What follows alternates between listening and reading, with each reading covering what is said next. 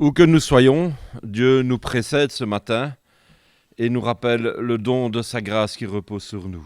Alors Seigneur, tu me précèdes et je viens à toi pour te rencontrer.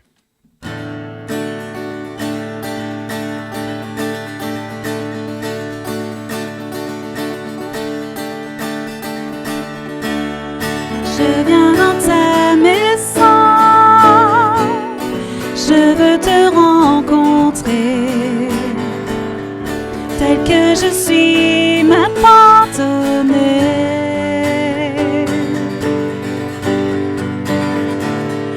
Alors que nous chantons, ton esprit me remplit, mon âme est libérée. Je te vois, je t'entends, près de moi, tu es là. Viens et souffle sur moi. Je ressens ta présence comme un feu, comme un vent. Jésus, je veux plus de toi.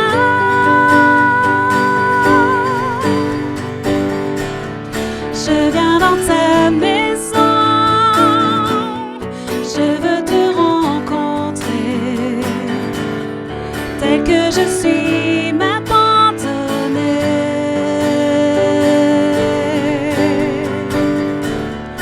Alors que nous chantons, ton esprit me remplit, mon âme est libérée. Je te vois, je t'entends, près de moi, tu es là. Viens et souffle sur moi. Je ressens ta présence comme un feu, comme un vent. Jésus, je veux plus de toi.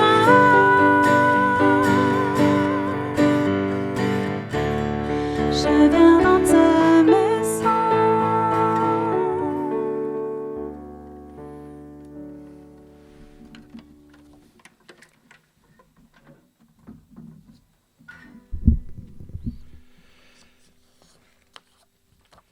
Seigneur, souviens-toi de ta tendresse et de ton amour, car ils existent depuis toujours. Soyons les bienvenus ce matin. Et le psalmiste nous dit et nous rappelle, souviens-toi de ta tendresse et de ton amour. Lorsque nous regardons nos vies à la lumière de la parole de Dieu, nous voyons combien nous avons besoin que Dieu se souvienne de ses promesses. Je vous invite à lire le psaume 25, les 9 premiers versets, et nous lirons dans la version Parole de vie. De David, « Seigneur mon Dieu, je me tourne vers toi. J'ai confiance en toi. Ne me laisse pas couvert de honte, que mes ennemis ne se moquent pas de moi.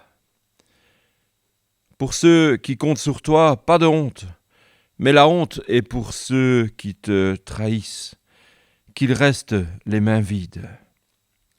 Seigneur, fais-moi connaître le chemin à suivre, apprends-moi à vivre comme tu veux. Conduis-moi sur le chemin de la vérité, enseigne-moi, car tu es le Dieu qui me sauve.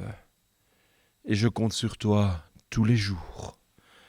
Seigneur, souviens-toi de ta tendresse et de ton amour, car ils existent depuis toujours. Seigneur, oublie les fautes de ma jeunesse et mes péchés. Mais à cause de ton amour, Seigneur, souviens-toi de moi, toi qui es bon. Oui, le Seigneur est bon et juste. Il montre aux pécheurs la route à suivre. Il guide les gens simples, sur le chemin juste. Il leur apprend à faire ce qu'il veut. Dans l'Épître aux Romains, au chapitre 5, les versets 6 à 8, Paul nous laisse ces quelques mots. « Car lorsque nous étions encore sans force, Christ, au temps marqué, est mort pour des impies. À peine mourrait-on pour un juste. Quelqu'un peut-être mourrait pour un homme de bien. Mais Dieu prouve son amour envers nous, en ce que lorsque nous étions encore des pécheurs, Christ est mort pour nous. » Dieu nous rappelle encore ce matin le pardon qui est acquis en Jésus-Christ. Et nous voulons nous placer devant lui et le laisser par son Esprit Saint toucher nos cœurs et nous conduire dans ses voies. Le psalmiste demande à être conduit sur les voies de Dieu. Le psalmiste demande à ce que Dieu puisse se rappeler de sa tendresse, de son amour à notre égard. Nous en avons bien besoin. Combien de fois dans notre vie ne nous écartons-nous pas des voies du Seigneur?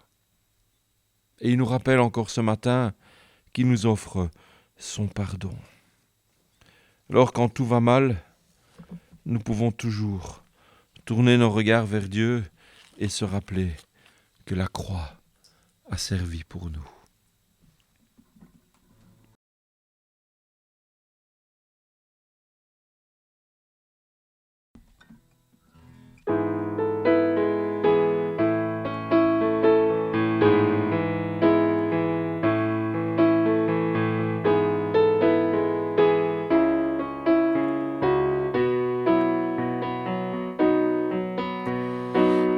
L'obscurité vient assécher mon cœur et complètement fausse au plus bas.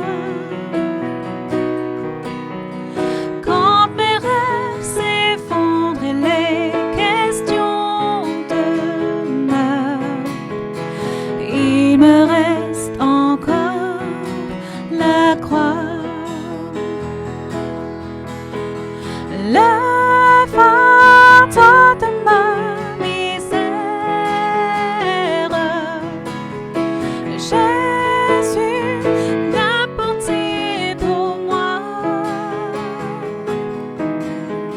Jamais je ne désespère,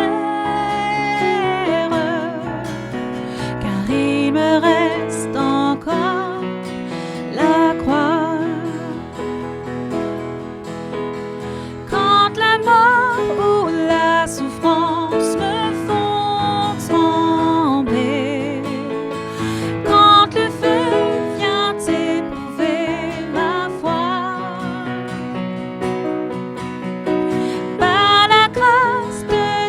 Je peux tout surmonter, car il me reste encore la croix. Le fardeau de ma misère, Jésus l'a porté pour moi. Je ne désespère, car il me reste encore la croix. Si la pauvreté, la guerre ou les conflits me font plonger dans le désarroi,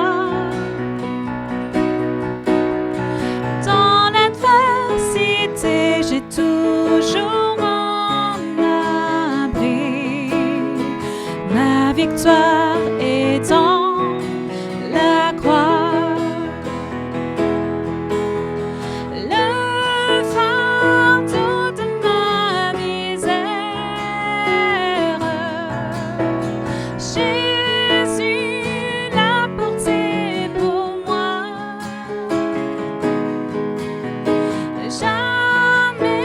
Je ne désespère, car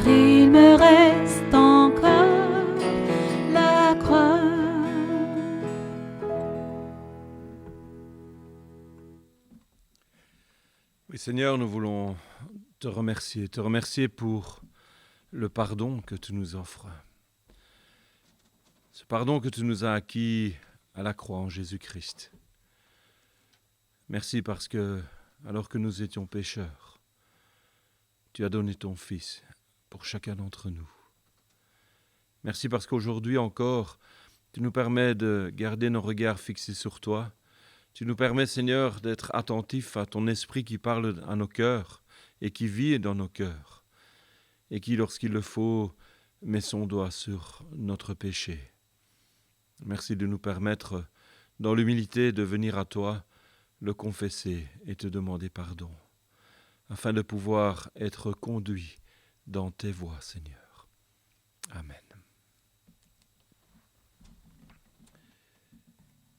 On veut louer le Seigneur ce matin, continuer à exprimer notre reconnaissance et se rappeler aussi non seulement que Dieu est là pour nous, mais que nous pouvons nous souvenir de ce que nous étions nous et de ce qu'il a fait pour chacun d'entre nous.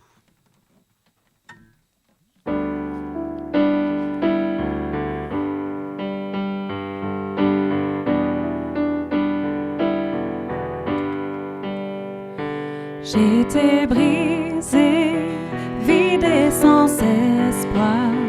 Ta grâce m'a trouvée, m'a restaurée. Je n'ai rien à moi, mais tel que je suis, tu me libères, tu me libères. Grâce infinie de notre Dieu qui un jour m'a sauvé. J'allais errant de lieu en lieu quand tu m'as retrouvé. Et maintenant je vois l'amour, la grâce dans tes yeux, donnant ta vie pour moi, me ramenant de la mort à la vie. Tu prends nos échecs, tu prends nos faiblesses, tu places ton trésor dans tes vastes archives. Oh, prends mon cœur, Père, je veux te servir pour que tout soit ta vie en moi. Grâce infinie de notre Dieu qui un jour m'a sauvé. J'allais errant de lieu en lieu quand tu m'as retrouvé. Et maintenant je vois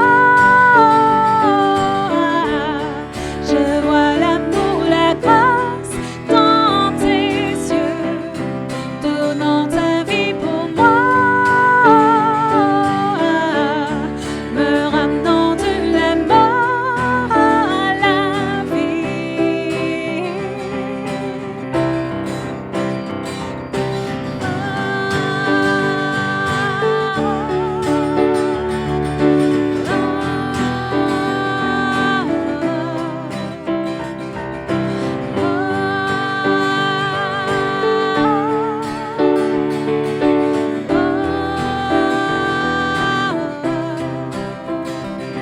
Grâce infinie de notre Dieu qui un jour m'a sauvé. J'allais errant de lieu en lieu quand tu m'as retrouvé. Et maintenant je vois l'amour, la grâce dans tes yeux, donnant ta vie pour moi, me ramenant de la mort à la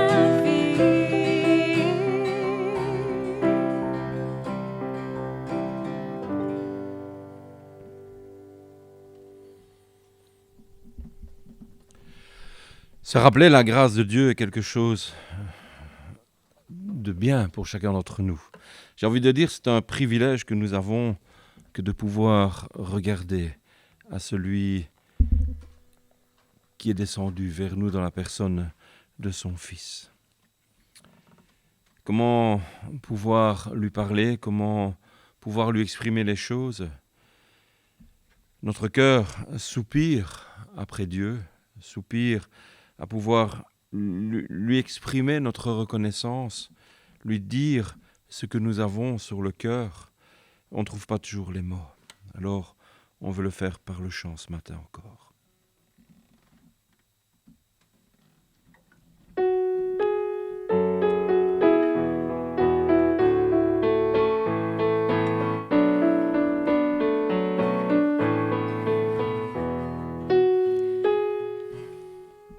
Comme soupire une biche après l'eau d'un ruisseau, moi aussi, ô Seigneur, je soupire après toi.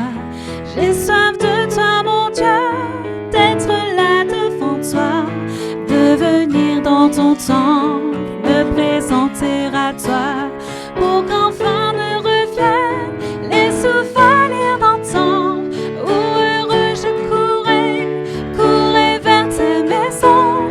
Je voudrais retrouver cet amour et ce feu, encore une fois brûlé, être fou amoureux de toi, attaché à tes pas, vibrer à ta parole et au son de ta voix, pour qu'enfin me reviennent les souvenirs d'antan, où heureux je courais vers ta maison. Je veux crier à toi, plutôt que de me plaindre, je veux compter sur toi, te louer à nouveau. L'espérance et la joie seront dans ta présence. Je veux crier à toi, mon Sauveur et mon Dieu. Montre-moi, ô Seigneur, chaque jour ta bonté, ta grandeur et ta grâce, et moi je chanterai celui qui de ma vie est maître, celui qui m'a choisi et qui me fait renaître, pour qu'enfin me reviennent les souvenirs d'antan, où heureux je courais vers ta maison. Je veux crier à toi, plutôt que de me plaindre, je veux compter sur toi, te louer à nouveau. L'espérance et la joie seront dans ta présence. Je veux crier à toi, mon Sauveur et mon Dieu.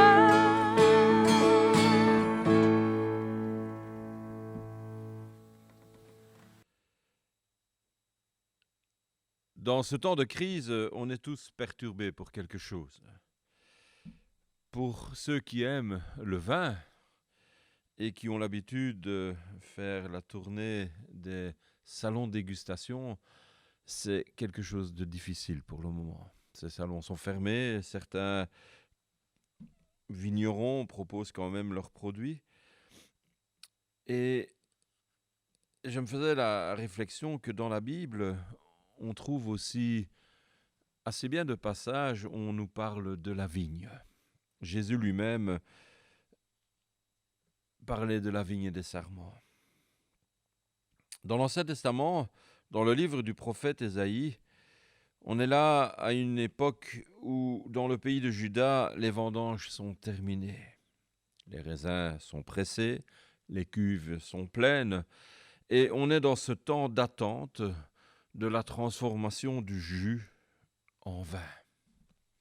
Cette transformation a déjà commencé, et c'est le moment de se réjouir. C'est le moment de rendre grâce pour tout. C'est le moment pour certains de penser à de nouveaux investissements. Pour d'autres, de nouer de nouvelles relations. Voire pour certains, de projeter des mariages. Et tout cela, dans la Bible, est conforme au projet de Dieu qui invite à planter des jardins, à manger les fruits et à croître et à multiplier. Et nous lisons dans le prophète Ésaïe au chapitre 5. « Je chanterai à mon bien-aimé le cantique de mon bien-aimé sur sa vigne. Mon bien-aimé avait une vigne sur un coteau fertile. Il en remua le sol, ôta les pierres et y mit un plan délicieux. Il bâtit une tour au milieu d'elle, et il y creusa aussi une cuve. Puis il espéra qu'elle produirait de bons raisins. Mais elle en a produit de mauvais. Maintenant donc, habitants de Jérusalem et hommes de Juda, soyez juges entre moi et ma vigne. Qu'y avait-il encore à faire à ma vigne que je n'ai pas fait pour elle?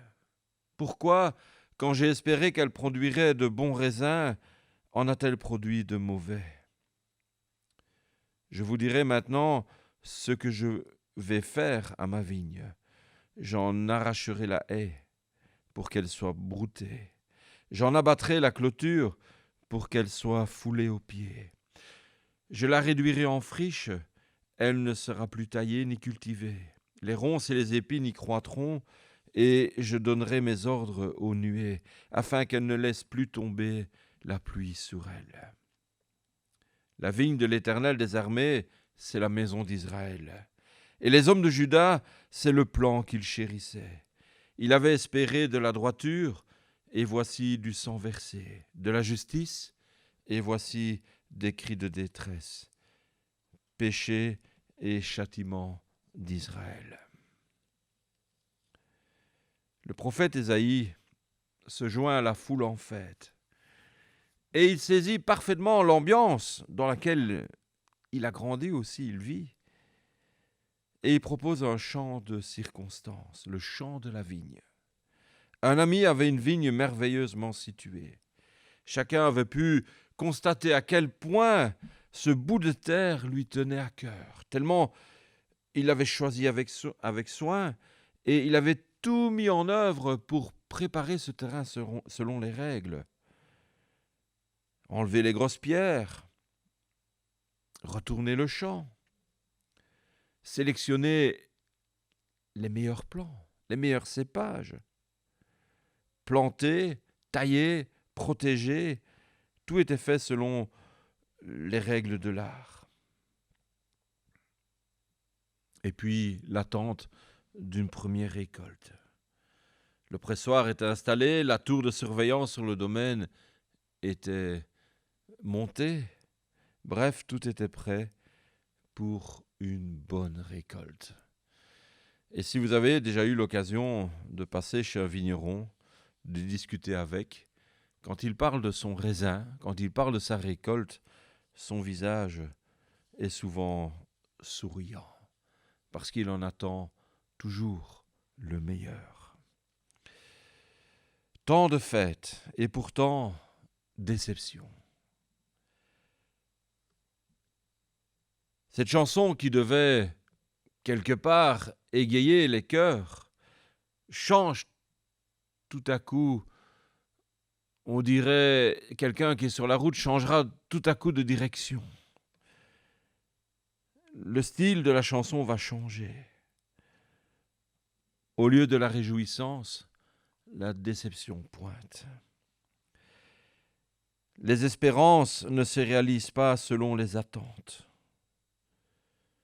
Oh, c'est pas que la vigne n'a rien produit. Ça, c'est désolant lorsque on regarde sa plante et on se dit « mais il n'y a rien dessus ». Non. Mais ce qu'elle a produit donne ce qu'on appellera aujourd'hui une piquette. Pas un grand cru, tant espéré, mais quelque chose d'imbuvable. Et l'hymne joyeux se transforme en constat d'échec. Et l'ami prend à partie le public et partage avec lui son malheur et sa plainte. Qu'est-ce que j'ai fait de mal? Qu'aurais-je pu faire de mieux? N'ai-je pas donné le maximum? Alors, à quoi bon tout cela? Ceux qui sont attentifs au message voient déjà de quoi le prophète parle. Il ne parle pas de n'importe quel vigneron. Il ne parle pas de n'importe quelle vigne. Et ils arrivent à faire la relation entre ce que le prophète raconte et la situation d'un peuple et de son Dieu. La relation de Dieu lui-même, que Dieu lui-même entretient avec son peuple. Ce peuple avec qui il a fait alliance. Et parmi ce peuple, chacun est au courant. Ils ont la loi et les prophètes. Et chacun sait à quel point Dieu s'est occupé de son peuple en le guidant hors de la maison de servitude.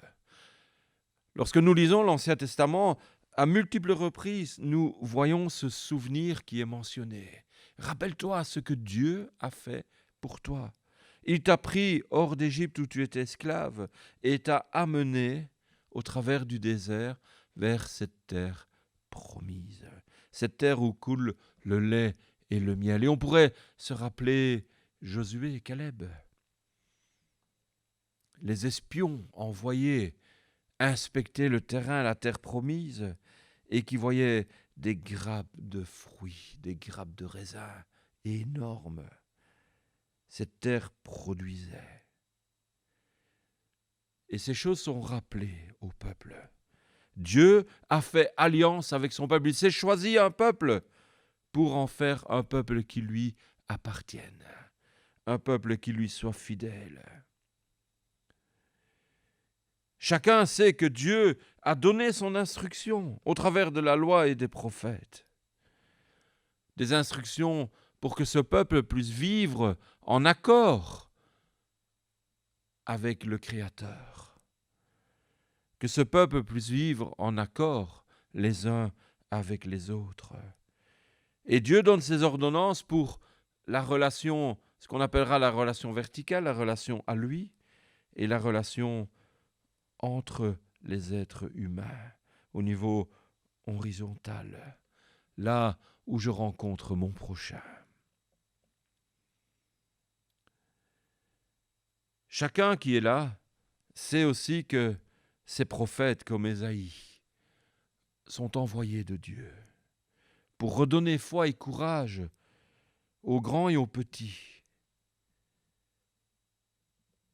Parce que, quelque part, le peuple, à maintes reprises, crie sa désolation et sa lamentation. Et les prophètes sont envoyés pour, justement, aider ce peuple à redresser la tête, à regarder vers l'Éternel. Amère déception pour le vigneron. Amère déception pour Dieu, qui a sa vigne, qui a son peuple, et au lieu de produire du bon fruit, voit le mauvais fruit qui est produit.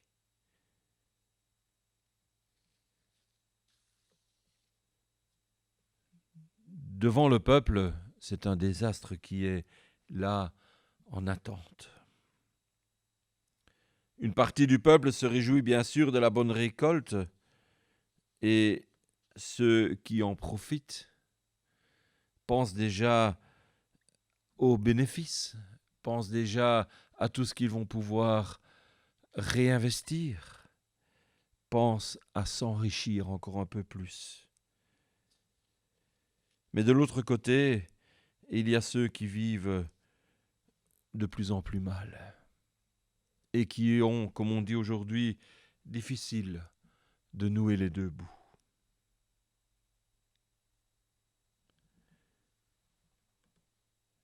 Là où les hommes se réjouissent des bonnes récoltes, Dieu soulève le problème des mauvais échanges et des fruits amers.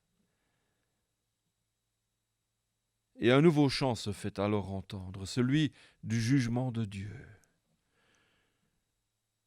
Dieu qui se lève contre cet aspect social désastreux existant parmi son peuple. Là où certains se plaisent dans l'injustice, dans la maltraitance, dans la différence. Et le jugement va tomber. La vigne cultivée retournera à l'état sauvage. Les clôtures céderont, les murs s'écrouleront, les ronces et les épines prendront du terrain. Et quelque part, tout sera à recommencer. Et on a l'impression de se rappeler l'histoire. À chaque fois, le peuple a agi de la même façon. Y a-t-il encore espoir pour ce peuple ? Si le message semble dur, il n'en est pas moins clair. Dieu attendait de son peuple une vie respectueuse, où le peuple pouvait respecter son Dieu. Mais Dieu attendait aussi de son peuple une certaine humanité basée sur l'entraide et la paix.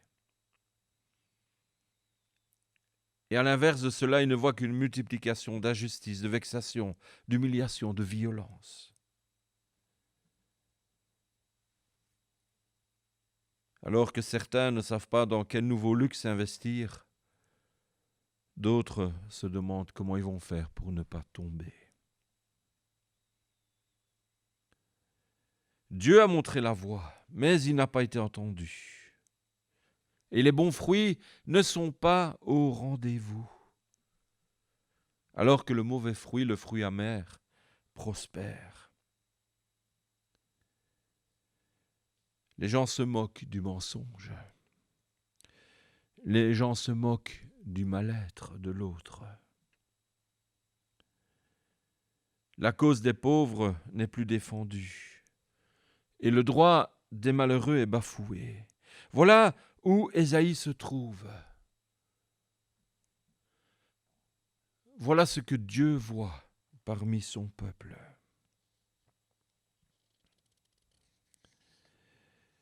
Ce texte nous fait penser à un texte de l'évangile de Marc. Jésus se mit ensuite à leur parler en parabole. Au temps de la récolte, il envoya un serviteur vers les vignerons pour recevoir d'eux une part du produit de la vigne. S'étant saisis de lui, ils le battirent et le renvoyèrent à vide. Il envoya de nouveau vers eux un autre serviteur, et ils le frappèrent à la tête et l'outragèrent. Il en envoya un troisième qu'ils tuèrent, puis plusieurs autres qu'ils battirent ou tuèrent. Il avait encore un fils bien-aimé. Il l'envoya vers eux, le dernier, en disant « Ils auront du respect pour mon fils ». Mais ces vignerons dirent entre eux « Voici l'héritier, venez, tuons-le, et l'héritage sera à nous. » Et ils se saisirent de lui, le tuèrent et le jetèrent hors de la vigne. Maintenant, que fera le maître de la vigne ? Il viendra, fera périr les vignerons, il donnera la vigne à d'autres. N'avez-vous pas lu cette parabole de l'Écriture ? La pierre qu'ont rejetée ceux qui bâtissaient est devenue la principale de l'angle. C'est par la volonté du Seigneur qu'elle est devenue, et c'est un prodige à nos yeux.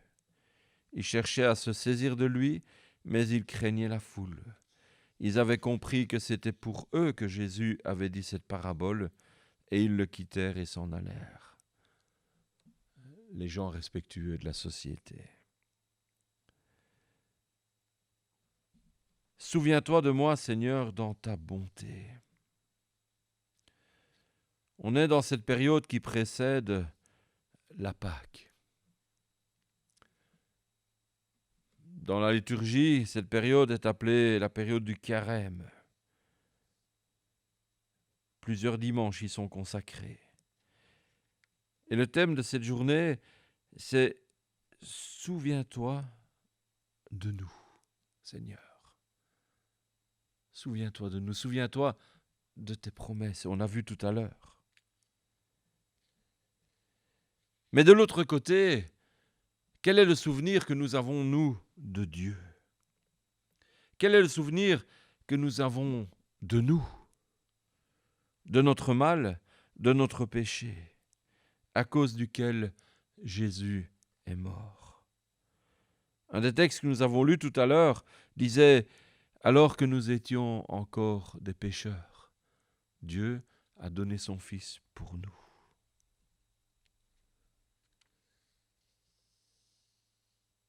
Nous sommes appelés ce matin à peut-être nous souvenir pourquoi nous sommes impliqués dans cette parabole, à la fois comme la cause de la mort du Christ et de l'autre côté comme bénéficiaires de la grâce que Dieu nous a acquise en lui. Et une grâce qui n'est pas bon marché, une grâce acquise par la mort de Jésus à la croix. Nous souvenir de Dieu, nous souvenir de nous, de nos égarements, mais nous souvenir aussi des autres. Car malheureusement, lorsque nous nous égarons, il peut nous arriver d'entraîner d'autres avec nous dans nos péchés, dans nos injustices. Et certains sont peut-être devenus injustes à cause de nous. Nous sommes des victimes du mal, mais nous avons peut-être, un jour ou l'autre, créé des victimes autour de nous. Quel parallèle entre les deux vignes! Dieu s'est choisi un peuple, le peuple d'Israël. Il espérait que ce peuple lui serait fidèle, mais il ne l'est pas. Et Dieu s'est tourné vers toi, vers moi. Et il nous a offert son Fils à la croix. Et aujourd'hui, il attend la même chose de toi ou de moi, c'est que nous produisions de bons fruits. Mais qu'en est-il pour nos vies?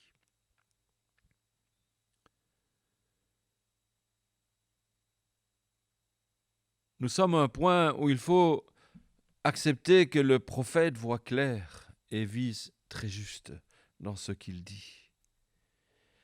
Et ce qu'il déclare, ce qu'il dévoile publiquement mérite d'être entendu, pris au sérieux et médité au fond de nos cœurs. Si nous avons une petite connaissance de la parole de Dieu, nous savons que cette parole de condamnation n'est ni la première ni la dernière que Dieu adresse aux siens. Et on y a fait allusion de par tous les égarements du peuple d'Israël.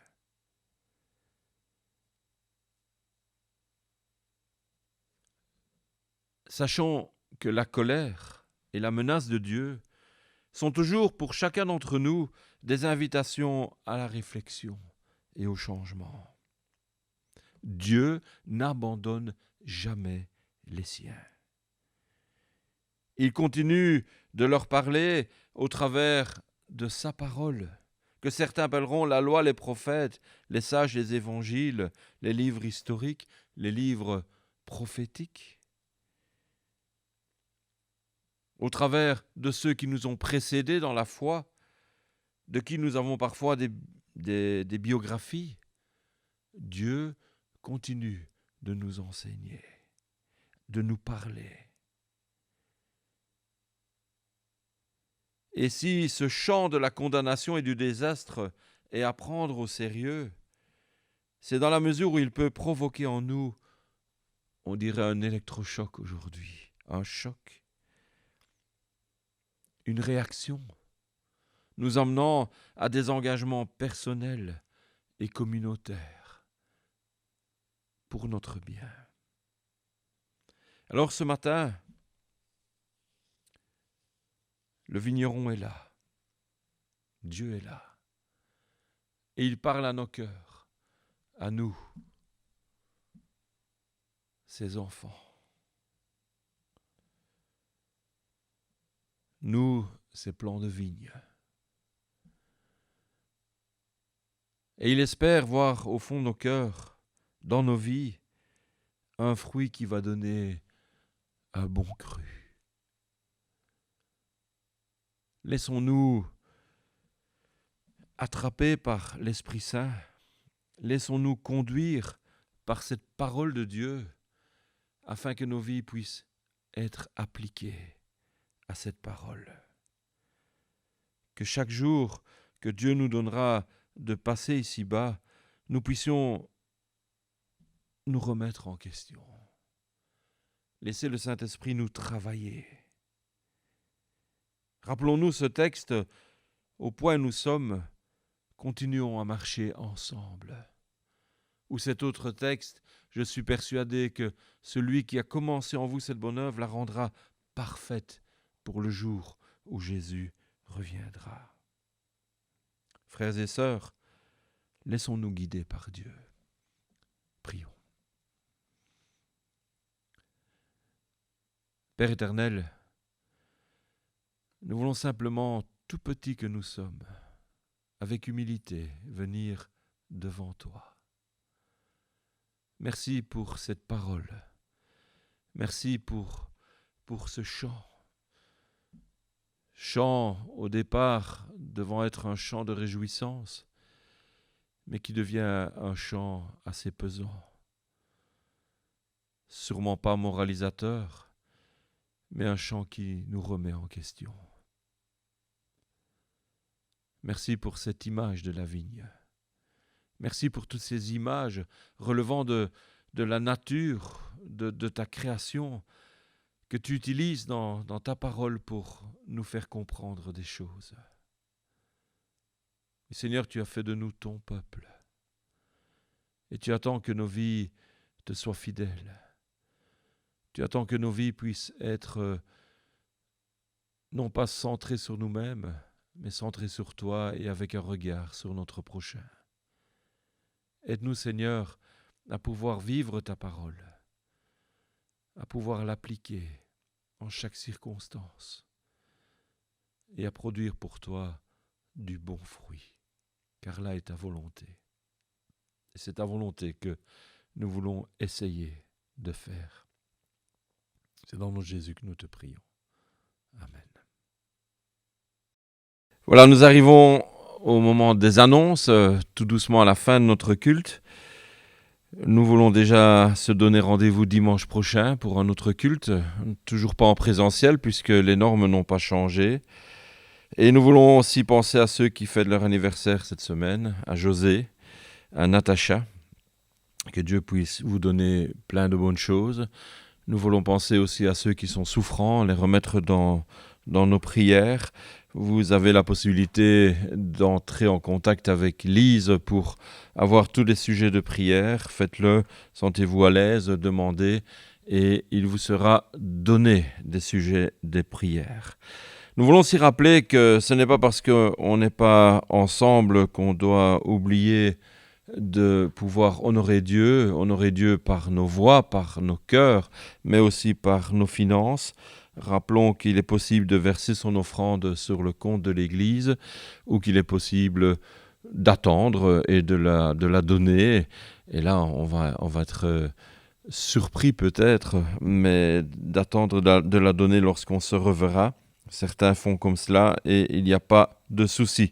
Mais les frais continuent et la vie de l'Église continue, même si elle ne se réunit pas dans ses locaux. Les factures tombent et il nous faut être vigilants. On veut prendre un dernier cantique et demander à Dieu de nous enseigner à bien compter nos jours. Ce chant est tiré du psaume 90 et c'est quelque chose d'important pour chacun d'entre nous que de se dire « Qu'est-ce que je fais de mes journées ? Quelle est la place que je laisse à Dieu au fur et à mesure que j'avance ? Enseigne-nous à bien compter nos jours, Seigneur. »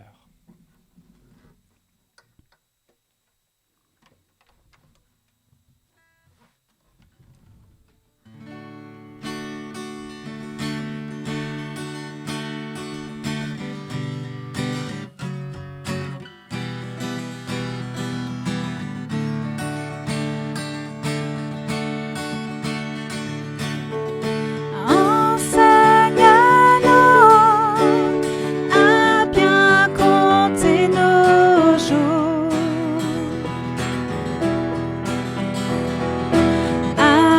rechercher de tout cœur la sagesse.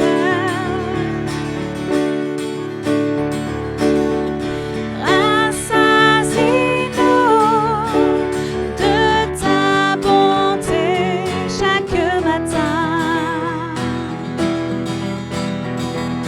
Et la joie régnera tout au long de nos vies.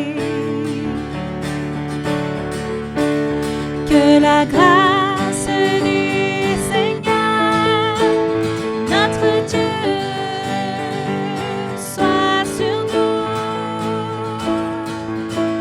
pour affermir l'ouvrage de nos mains. Que la grâce du Seigneur, notre Dieu, soit sur nous pour affermir l'ouvrage de nos mains. Seigneur,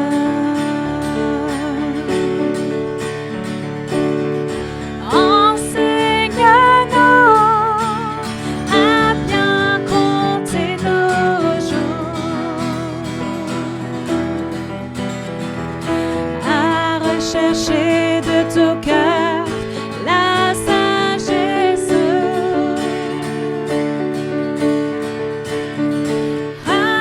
Rassasie-nous de ta bonté chaque matin.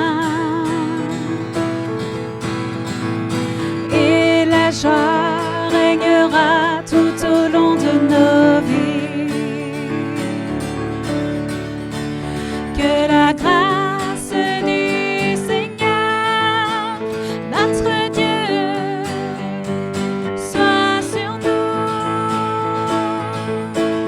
pour affermir l'ouvrage de nos mains. Que la grâce du Seigneur, notre Dieu, soit sur nous pour affermir l'ouvrage de nos mains. Seigneur.